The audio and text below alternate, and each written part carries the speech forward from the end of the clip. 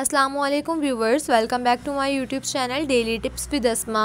आज की इस वीडियो में हम आपको बताएंगे मजहर नाम के बारे में अनोखी और दिलचस्प मालूमात। मजहर नाम का शुमार लड़कों के नामों में होता है। मजहर एक इस्लामी नाम है। मजहर नाम की इब्तदाई तारीख़ अरबी ज़बान से निकलती है। मजहर नाम के अफराद के लिए खुशकिस्मत नंबर 2 माना जाता है। माहिरीन के मुताबिक मजहर नाम के लड़के बहुत खामोश रहने वाले होते हैं। मजहर नाम का मतलब है ज़ाहिर होने वाला। मजहर नाम के लड़कों के लिए खुशकिस्मत दिनों में जुम्मा और हफ्ते का दिन शामिल है।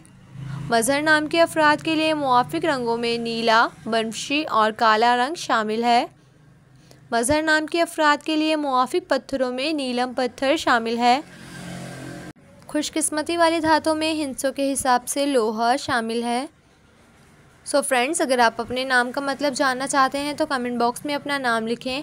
इंशाअल्लाह हम आपके नाम की वीडियो ज़रूर बनाएंगे। Thanks for watching. अल्लाह हाफिज़।